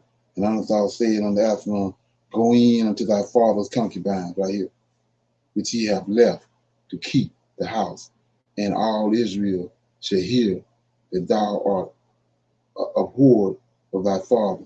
Then shall the hands of all that are with thee be strong. So they spread Absalom a tent unto the top of the house, and Absalom went in unto his father's concubines in the sight of all Israel. So this is where they got defiled at. So David can't go into them no more. They defiled. Right. So this was what he done right here to these 10 concubines. He put them in widowhood. Widowhood. Ain't no way out of it. Right. You can't go to the president or to the mega passing, and now you can have sex again. Right. So that's the interesting point about that is everything that you're bringing up. So that is the foulest thing you could possibly do. So we seen that's what the serpent did. Right. That is the foulest thing. That is the most foulest thing you can do. That's a fact, Mike. Because the serpent did. He interrupted. He ran and beguiled this woman. Exactly. Now, she just came out of the ground from this man's rib, or however you want to call it. Right. And she was beguiled that easily. Right. That easily. She was beguiled. Okay. So the man need to be on the stand front. Right. So we see right here that They was defiled. She was, and that's part of the law, part of not some male chauvinist, but that's the law, statutes, and judgments that's in Israel. It's It the ain't, Bible. The it's not Bible some tells you. chauvinist thing. But my point was, we were talking about it last night, and it had came up. But that's what was going on when she had the unlawful encounter with the serpent. That's what made her eyes open, and he lied and said that God do of knowing the day that you eat of the tree, you're gonna be as one of us, which is, he defiled. Yes. And that's how it And not happened. only that, it made monsters. It Right. made monsters because the angels came down and made monsters. And even though it still was monsters being made, because we said we gonna live it to this day right now. Transgender, LBT, all this stuff going on right now is the same thing. He said there's nothing new under the sun. As it was, it will be to this day. And we see it. Right.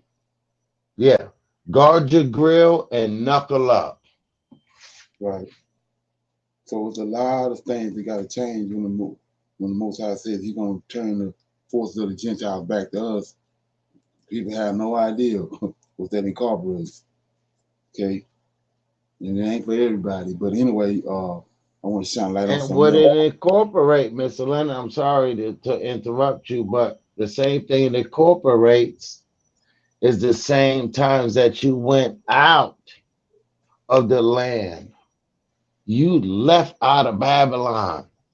He parted the Red Sea, and you still went out of there, but you were still dealing with that bush or that tree. Right. You couldn't help it. They couldn't help it. They still stuck on it. That means to tell me that's not the people. That's why he says it's a remnant. It's a Right. remnant. Right. Yeah. So I'm in Genesis chapter 6, and this is another one. Like I was saying, they got us dealing with things, and it don't mean what they got us thinking it mean. So it says, verse 6, chapter 6. It says, the wickedness of mankind. That's the title. The wickedness of mankind. So it says, it came to pass when men began to multiply on the face of the earth, and daughters were born unto them. So remember what Satan did in the garden, it was only one angel in the garden. I mean, one woman. And we know what happened. He defiled her. So now it's telling you, and it came to pass when men began to multiply on the face of the earth, and daughters, now it's way more daughters. Remember, I showed you in the book of Bartholomew, where Satan told you what happened before Genesis 1 and 1 when he was cast out. Him and the third of the angels cast out. They was cast out into outer space, in the utter darkness. Because the Most High, just like He came and shut the whole planet down during the time of Noah, that's what He had done in Genesis. He returned to what He had done in Genesis 1. And so before that, Lucifer telling you, Samuel telling you, he cast us out. Michael and his angels fought with Satan, his angels, cast them out into outer space, out of utter darkness. And we know that it's extremely cold out there. So it was dark. He had turned the whole outer the solar system. It was dark. That's why it says he moved upon the face of the waters. It was darkness. So then when he returned to the earth, he shined a light back on it. When he shined a light back on the universe and on everything, he shined on him. That's what he's telling you. That's what he told you in the book of Bartholomew. And he shined on him. They awoke. When the light came, it was in utter darkness. It was suspended out of space. And he shined on them. They came to the garden. But he entered it. So these other ones watching. They watching. These other watchers watching what he doing, what he did when he defiled Eve. So And he said, let those eyes see, let those with ears hear, because in the last days, I'm giving knowledge. Knowledge shall increase. If you don't get it, you can have a suit and tie on. You could be doing your best sermon in them churches. If you not righteous, you're not righteous. Right. Exactly. And lack of understanding. All right. So, Yeah, so so I was ready to ask you a quick. Y'all ever watched that movie called Hellboy? oh yeah. Mm-hmm. Yeah, I'm just saying, like, what you depicting right there is like what was happening in the beginning. Those creatures that they was trying to summon was out in space, encapsulated in outer darkness in the freezing cold. Right. Every time you say that, it makes me think of that. If anybody want to see the depiction of what it possibly was or something, of course they got to put their entertainment into it. That's probably the realest version you could visualize is watching the beginning couple frames of Hellboy, the first one. Right. And notice he said 7. It was 7 of them. You probably didn't Right, catch that. 7 of them. Yeah, 7 spirits of chaos. right. Exactly. So verse 6 says, and it came to pass when men began to multiply on the face of the earth, daughters were born to them. So now what they saw him do in the garden now is more daughters, right? And then it says, and the sons of God, these angels, saw. These same ones that was cast out was Satan. The sons of God saw the daughters of men that they were fair, and they took them wives of all which they had chose. And then it says, and the Lord said, my spirit shall not always strive with man, for that he is flesh, yet his days shall be 120 years. And so this 120 years because of Noah. Noah, Lamech, Methuselah, and Noah prophesied to all of mankind for 120 years.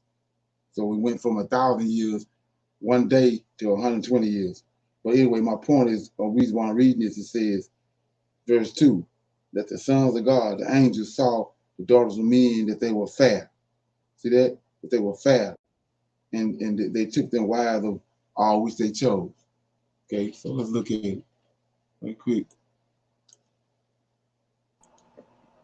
So now I'm over here in the book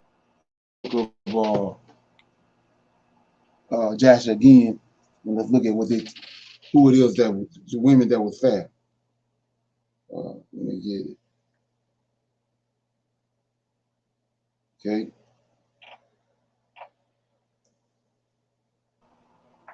But the women need to take care of the children. They need to learn the children. The women is sitting back teaching the children how to be husbands to them, boyfriends to them.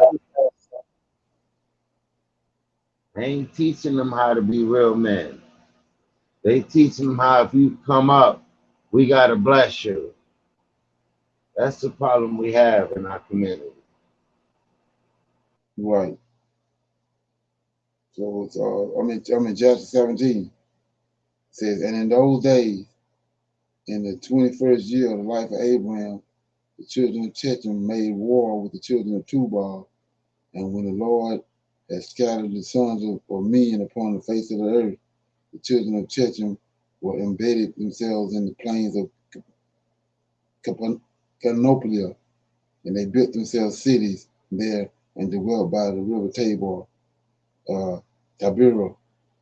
And the children of Tubal, look at this, the children of Tubal dwelt in Tushnah, and their boundaries reached the river Tabira. And the children of Tubal built the city in Tushnah, and they called the name of it Sabina, after the name of Sabina, the son of Tubal, their father. And they dwelt there until this day. And it was at that time that the children of Chechem made war with the children of Tubal, and the children of Tubal were smitten before the children of Chechem, and the children of Chechem caused 370 men, 2,070 men to fall from the children of Tubal. And at that time, the children of Tubal swore to the children of Chechem, saying, she shall not intermarry. Look at this.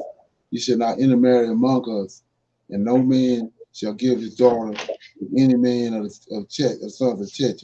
Now here we go right here, verse 5. For all the daughters of Tubal, remember, Tubal is the Cain's lineage. It says, for the daughters of Tubal were in those days fair. Look at the fair right here. These are women that were Yeah, fair. because they was white. For no woman were of being found in the whole earth so fair as the daughters of Tubal, and all who delighted in their beauty of the women went to the daughters of Tubal and took wives from them. So same thing the angels did. They're doing what everybody else doing, going to the daughters of Tubal. And the sons of men, kings and princes, were greatly delighted in the beauty of the women, took wives in those days from the daughters of Tubal. So what is going on? They did it. They Namar. did it. If you go back to Genesis chapter 4, that's only one woman mentioned. When you listen Cain, when you listen Adam's descendants, no woman mentioned. But when they mention Cain's lineage, they mention Tubal and his sister Neema. So what we learned about that? That Zillah, and Ada was from Adam's descendants, and Cain, the son of Cain, went and married, intermingled. He went and got two daughters from Adam's lineage and intermingled with them. So what they is, they mixed. That's what they call that. You just the video, the fancy girls. Right. Yeah. That's why I'm And going. it's the truth. That's why I'm going there. It's the They the truth. fancy girls Hey, now. They were fair. they say Right. ain't nothing elongated, right? We say Right. nothing elongated. Oh, listen, they say we can see some people around here, but I'm just saying, nothing Right. elongated, nothing out of the ordinary. Right. So when he created the nations and the nationalities, they didn't even exist. So that's a whole nother creation when you intermingle. It's a whole nother Right. creation. So that's what So that's the fair. So when right. they call them fair, that's just Right. fair still that understanding. So that's what I brought up again. So these people even, you know what I'm saying, in this country, you know, their perception was the same as what it was back then. So when the sons of God saw the daughters of men and saw that they were fair, he's seen the intermingling already. Right. So they came down and said we finna intermingle with them as well. Exactly. They're doing And we see it on this channel right now. We already see. Right. Everything's elongated. It's a mindset. We can see. I'll let your boy. My bad. I'm an asshole. I'm cutting it off. Yeah, it's all good. So yeah, we see right there. That's what fair means, and so that's the opposite. What they doing, these other nations and these fallen angels doing the opposite of what the Most High is commanding, the law, statutes, and judgments that He gave Israel. So let's look at that right quick, because it's detrimental. You go to Ezekiel 37, right? Go to Ezekiel 37. This is when He's gonna Yes, sir. Yes, sir. resurrect David. So it says, this ain't happened yet. In verse Ezekiel 37:23, neither shall they defile themselves any more with their idols, nor with their detestable things, nor with any of their transgressions, but I will save them out of all their dwelling places wherein they are sinned, and I will cleanse them. See, we ought to be cleansed them, and so shall they be my people, and I will be their God. Then it says, and David, my servant, shall be king over them all. And they all shall have one shepherd. And they shall also, here you go, right here. They shall also walk in my judgments and observe my statutes and do them.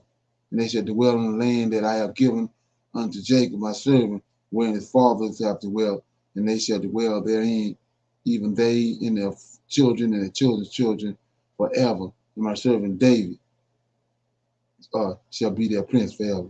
So all these statues and all these things that they done brainwashed us and got us away from, that's what he bringing us back to. Like what we just dealing with. We got away from that. We took up the ideologies and the actions of the Gentiles and the heathen. That's one of the main purposes of the New Testament, is to keep us defiled, and for us not to know the difference, not to know the difference in being defiled and what's righteous and what ain't righteous. And at the same time, it's true because we got to know who we are, because the father carries the seed, right? Right. Okay, so mama can do whatever you want to do. You can talk about your mama all day long. Yeah, hey, whoop, whoop. Mama's this, mama that. Mama don't run anything. Right. Exactly. According to the scriptures, I mean, I'm not making this up. Right. So, therefore, you have to humble yourself, bow down to the road. But it's a hot girl summer. Holla at your boy. Okay. Yes, sir. I mean, we see it. I see something up. Never mind. Hot girl summer doing our thing and do whatever we got to do. But you know what? We look alike, right? And if we see something that don't look like us or deal with us or not on one accord with us, we done with it. Right. Okay, you got any comments on anything we talked about or anything that came up? Anybody have any comments on it? Yeah, I just wanted to land me back off of what you was just reading, and how you broke that down right quick, because like you said earlier, there's gonna be a rude awakening for a lot of folks to realize how this works. And so he changes not. So like you said, he got to cleanse us and bring us back, right? Right. So that's the observation. So there's levels to this, and that's something we need to. So the same way you supposed to stay clean, it starts with dietary. It's your dietary law. That's another portion of it. Your ceremonials, that's another portion of it. So all of these things have to be understood. Truth. You know what I'm saying? Right. Way before, you know what I'm saying, you could figure out how what are the laws dealing with marriage and things of that nature. So it's a process. It's a process. So like Markel is saying, hot girl summer. It's like it's best to say it's like watching the dead man walk, man. That's just pretty much what we're doing. Majority of the time is watching dead man walk. It's true. It's true. Because we need to know who we dealing with. And this was the Most High says he do right? We got the Most High. We got the Creator. And then we got the Most High. So now we got to understand who we dealing with. You're correct. But we can see phenotypes, vibes, whatever it is, like Mr. Leonard say, what's their continents? Right. Oh, I'm a hot mess. I'm a hot mess over here. I ain't gonna lie. But the continents about how you do your thing, what we see from them, and then especially the phenotypes, because a hot mess don't mean that they don't belong to the family. It just mean they are abomination to the family, or they just the outcasts of the family. They still family, but you have to see things outside of that. Right. Right. Yeah, so the last point I want to shine light on was about the shape shifting, because somebody hearing that for the first time, they might say, "Wow, what are you talking about?" So I want to shine a light on it. It's in 27 of Book of Adam and Eve. It says, Satan, the hater of all that is good, saw how they continued in prayer and how God can commune with them and confronted them, comforted them, and how he had accepted their offering. Then Satan made a fantasm, right? He begun by transforming his host, this shapeshifter. In his hands Oh, I was see it. in his hands was a shining, glimmering fire, and they were in a huge light. Then he placed his throne near the mouth of the cave, because he could not enter in due to the prayers. And he shone light into the cave until the cave glittered over Adam and Eve while his host began to sing praises. Satan did this so that when Adam saw the light, he would think to himself that it was the heavenly light, and that Satan's host was angels, and that God had sent them to watch at the cave and to give him light in the darkness. Satan planned that uh, when Adam came out of the cave and saw him, and Adam and Eve bowed to Satan, then he would overcome Adam and humble him before God in the second time. And when therefore Adam and Eve saw the light, thinking it was real, they strengthened their hearts. Then, as they were trembling, Adam said to Eve, "Look at the great light, and at those many songs of praise, and at the host standing outside, who won't come in our cave." Okay, why don't they tell us what they want, or where where they are from, or what's meaning of this to this place? So you see right here, I was telling you they created food. They naive. It's like a new baby, and why they won't come in? If they were from God, they would come into the cave with us and would tell us why they are sent. Then Adam stood up, prayed to God with a burning heart, and said, "O Lord, is there uh, in the world another God besides you, who created angels and filled them with light and sent them to keep us? Who will come with them? But look, we see these hosts that stand at the mouth of the cave. They are in a great light. They sing loud praise. If they are of some other gods, then you tell me. And if they are sent by you, inform me to the reason for which you have sent them." No sooner than Adam said this, than an angel from God appeared to him in the cave, who said to him, "O Adam, fear not. This is Satan." Here you go, right here. "This is Satan and his host. He wishes to deceive you, as he have deceived you at first. For the first time, he was hidden in a serpent, but this time he has come to you in the likeness of an angel of light, in order that when you worship him, he might enslave you in the very presence of God." Then here we go, right here, 13. "Then the angel went from Adam, seized Satan at the opening of the cave, stripped him of his false image." See that? He was It's shaped the shifted. pom pom. He It's the pom pom, Mr. Leonard. It's the right, pom pom. stripped him of his image, uh, of his lied false presence, and he had assumed, and brought him in his own hideous and brought him in his own hideous form of Adam and Eve, who were afraid of him when they saw him. And the angel said unto Adam, "This hideous form has been his ever since God made him to fall from heaven. He could not have come near to you in it." See that? Therefore, And he you chose. know the he that he was saying was the woman, the pom pom. He was saying he. Nah, hold on, my friend. No, Let me hear. Hold I up. want to get down on that pom pom. Never mind. Go ahead, Leonard. Go ahead. Says, therefore, he transformed himself into an angel of light. Yeah, he Then the did. angel drove Satan and his host Yes, away from sir. the Adam Transform. and said, Transform.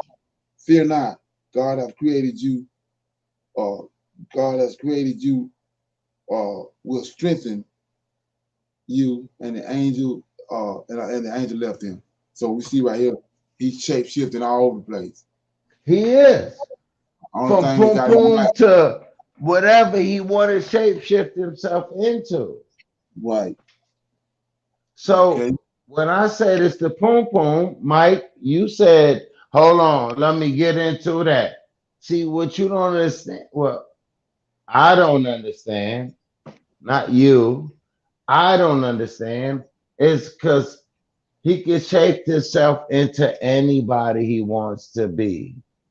Whatever your desires is, if it's drinking, if it's weed, if it's poom poom, whatever it is, that's what he gonna turn himself into. Right. Not just him, all of them. All the Power Rangers Facts. got to get capability Facts. to That's what shape they shift. do. At I certain time understand being, that. right. Right. Yes. Right. Yes. So that's a good question then. So he So was at that time, hold what on, was he hold on, changing son. himself into? Hold on, son. He was in the Garden of Eden, right? He was in the Right. Yes, Garden of so Eden. he went for Eve, and then guess what? Cain and Mhm. Abel. We already know Cain and Abel. Right. We passed that. We are past that. So now we need to talk about, was he talking about the drugs that's going to fuck up the people, or was he talking about the women that was going to fuck up the people and make the man last? Because it says in the New Testament, first shall be last and last shall be first. So which one is it? That's what I would like. I mean, come on. They already knew how we was getting down. We living by the righteousness of the Most High. So therefore, they have to put a wedge behind us. And at the end of the day, they didn't lie, did they? Because black people can't stand black women and black women can't stand black people. So what's that wedge? That's Genesis 3:15. Come on. That's what I'm Genesis. screaming.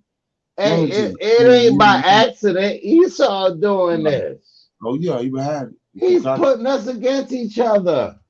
With the It ain't angels. about weed or cocaine or nothing. It's about us hating each other. We gonna stop each other from birth rates. We gonna stop each other from teaching our children. We see what's going on. Right. We know what's going on. This man is coming through here and he's wreaking havoc. And everyone, old women, I'm 56 years, 60-year-old women is mad. Y'all ain't gonna get nobody, but you still mad. Come on. Come on, I'm being honest. 50-year-old women ain't gonna get no good men. If you didn't deal with the man that you with, you done. Right. Yo, so if so I'm you lying, think I'm flying, Mike. If no, I'm I'm lying, just I'm saying, so flying. is that 35 years old, you done. You hit the is that wall, no, it's no, over. no, that's not what I'm saying. So it was that all of that was put there like for us to see and for us to mourn and for us to humble ourselves. It doesn't mean humble yourself because you know what? A man Why can not? have I children till mean he that's die, right? We yo, can that's have what it's children supposed to till be. we die. That's We not can, as exactly. men, Mike, So as we're men, supposed to we humble can have ourselves. children till we die. We don't No, humble I'm ourselves. not talking They about us. supposed to humble themselves. I'm not talking They about us supposed to as bow down. a I'm That's not why the talking about Bible us as says it's men. going to be 7 women to 1 man.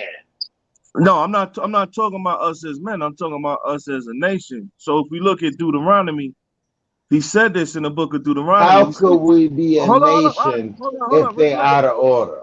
relax. He says, yo, you shall betroth a wife and another man shall lie with her. That was written. It That was is. already And you want written. to know, So that was when you came into captivity, right?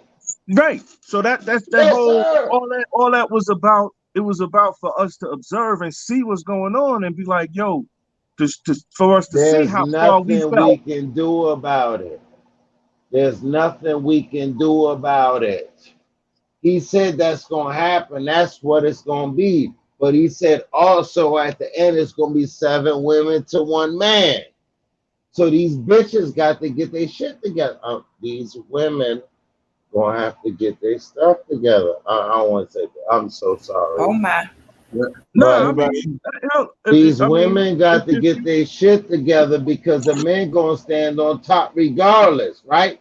Because he said, let us make men and women in an image of a likeness of ourselves. He did say that. And then that was Cain and all them other people that he made. But then he said, nobody can till the land. So I gotta pick this person to till the land. So that person that tilled the land is gonna get 7 women to 1 man because he deserved the land. That's why all nations needed you. All nations took crafty counsel against thy people. If I'm wrong, I'm lying. Tell me I'm lying. Somebody tell me, Mr. Leonard, if I'm lying, tell me right now, Mr. Leonard, I'm lying. And I'm going to sleep. I'm just going, I'm not even, hey. Right, that's what I mean. You on it, but it's bigger. It's just a little bit bigger than that. You are that's correct. all I'm stressing. It's a little bit bigger than that. You know what I'm saying? So everything that, so look, so put it in this perspective. So Brother Leonard just was reading in Genesis chapter 3, right?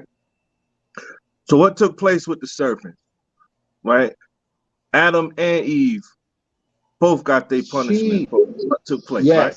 It so said that your son, your seed, can't deal with thy seed. Hold up. That's what. Hold up. That's what I'm saying. You know what I'm saying? So, what was Adam's most severe punishment was what God has said, right? He says, because thou hearken, till the land, till the land. No, yes, I'm not talking about what you got to do. I'm talking about why. And he said it's because you hearken. So if we're looking at what's going on today after everything that done took place, if we seeing our women, our bitches, however we terminology, however we put it, we still got to look at us. At the end of the day, we still got to look at us and say, yo, we in this situation because of choices that we made. Well, and that's, you know what I'm saying? It's still, you're correct. We're gonna say, yo, well, we know this God ain't make no covenant with no sisters, but he made a covenant with us. He made it with us. So it's like, do you think that I didn't make a covenant with my tires on my truck, but it can catch a flat? Listen, bro, listen, this is what I'm saying. So, right, the covenant was with us, right? He made it. So that's why he said to Adam, because thou hearkened. Yes. So God is like, dude, I made that covenant with you, bro. What you listening to her for? Facts. You see what I'm saying? That's what I'm saying to you. At the end of the day, son, it's still gonna come on us, B. Yes, it's coming on us. That's why he said, I'm gonna give you 7 women to 1 man to get over your 7 women to 1 man to right. Yes. There you go. You can finish it for right. 7 women for they bullshit that they did. Right. No, it wasn't because it said, yo, so the 7 women to 1 man is that, no, because of what we did. They gonna have to come to us. We all are. Yeah, they are. Thank you. Say again, brother. Of course. Go ahead, Brother Leonard. Mr. Leonard, am I off? No, we all of me. The whole nation of Israel is off course, so we got to. Of course it is. We got to bring us back on. I'm saying that they gonna be 7 women to 1 man, and women don't understand that they don't control a man. A man controls them according to law. And once our sisters get back to that and find men that's righteous, and we keeping our law, statutes, and commandments, they gonna be righteous. Is what I'm saying. You know what? I always read that. I read that. What's that? Isaiah 4:7. Yes. I read that, man. Often. But Mike, you gonna get you 7 women because you good. Hold up, Mr. Leonard gonna do it. I like how you said that. I like how you said that. Yeah. I like how we think, but the terminology of that always left the question. It leaves an open, and it's an open-ended situation, right? So if you look at what it really says, right? So Isaiah 4, let's read it then. Let's get it. Let's Right. get it. And We got to get our scriptures, brother. is it I love you 4? for that. So check out how it says, right? It reads. For It our says, reproach, our reproach. it They reads in that fucked day, up. right? They Check this fucked out. up. No, listen. It reads, and in that day 7 women shall take hold of one man, saying, we will eat our own bread and wear our own apparel. Only let us be called by thy name. Now, what type of chick is And that? we would cook our own food. We What would type of cook our own food. We would make our own clothes. Don't forget all of that. Come on. well, Put yeah. all that in there. So is that a humble woman? Is that a righteous woman? That's somebody that's trying to be humble. That's not a righteous woman. That's somebody that's trying to get down with the game. Like these ratchet chicks. Do you want just those 7? To get down? Is that the 7 you would want? Hell no. I know this.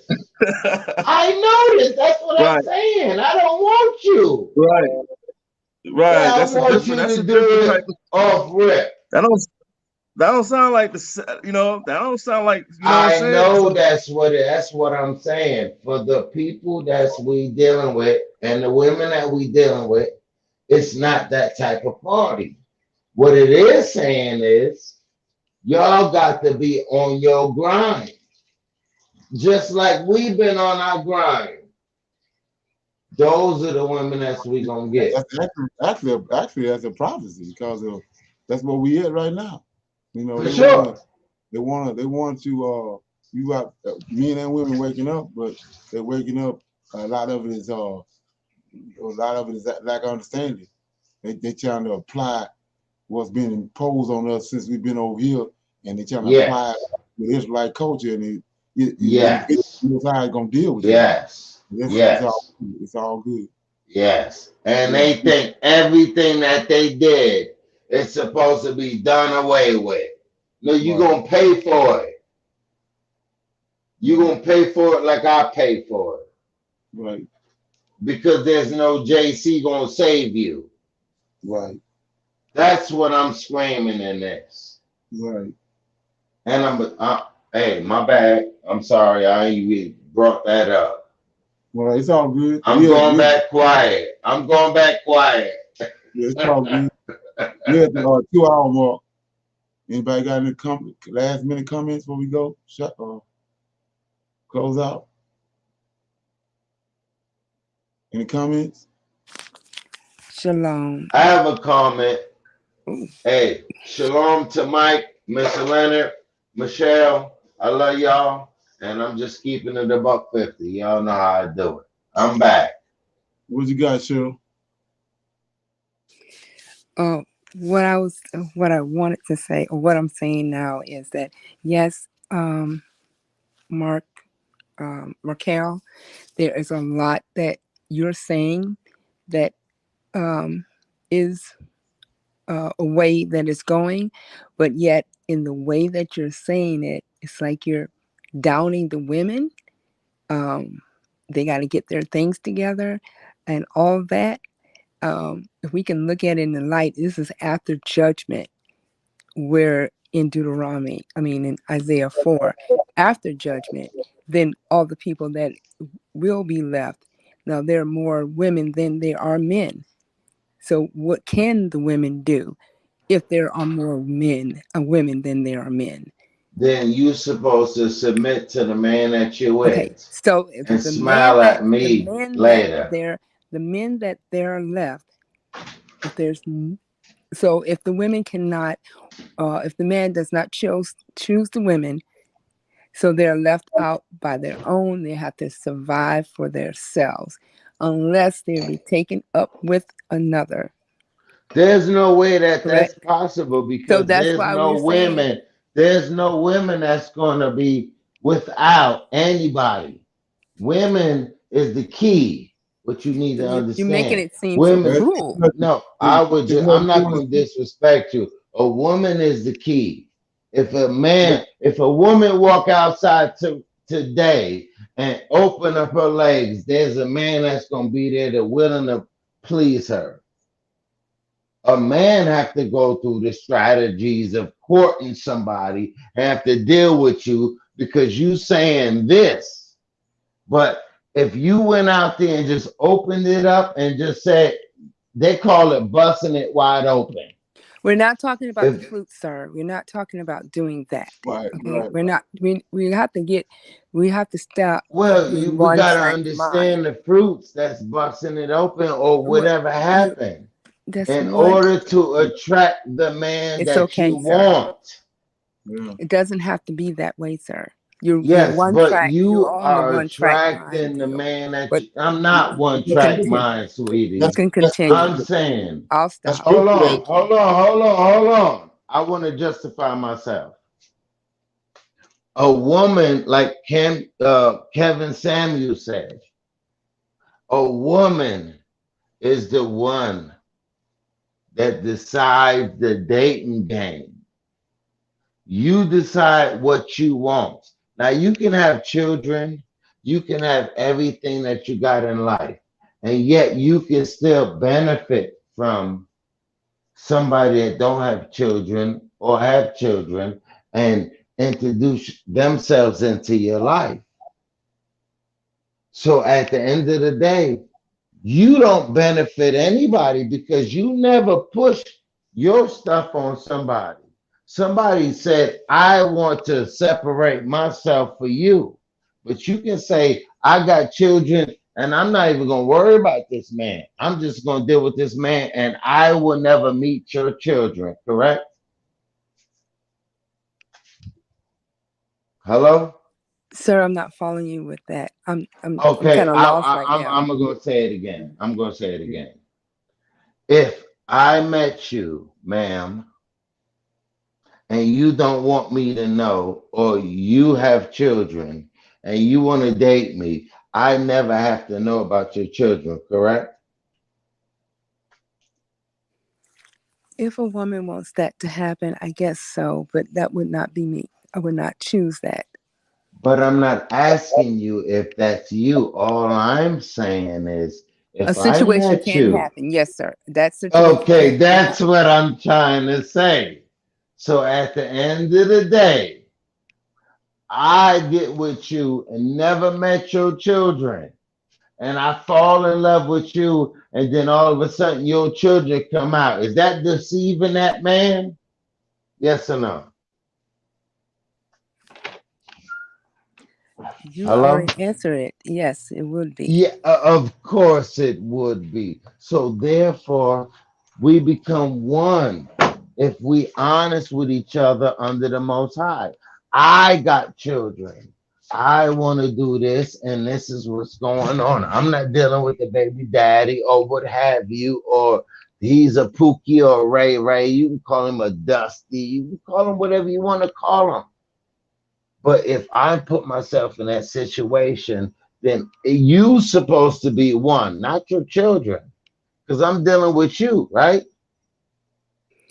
Yes, sir. But we're not. I'm saying yes. You're going into it more than. But I mean, am you're I going so just many dealing with you? avenues. If I Yeah. met you, am I just dealing with you because I like the way you look? You a sexy motherfucker, and I'm just dealing with you, and I What don't color? know about any of your children. Oh, You know what I'm saying? That's yeah. a problem when you pop out something. But if you say, I got kids, I got two, three kids, and then this man is want to deal with you, at least you're supposed to know that that man become first in your life because you know you have to deal with your children, right? He should be first. But y'all say, my children are first in my life. No, it's only first if you're dealing with the baby daddy. It's only first when you're dealing with the husband. It's not first when you're dealing with a man that don't have kids or got kids and it's not his children. Okay. But So y'all say, I want a woman to be, I'm first. I'm a mama first. You can't say okay. that. Okay. We'll have to cut that short, man. We passed 2 hours. Man, bring this clubhouse, man. Yeah. Have to bring this conversation clubhouse. Yeah. Everybody good?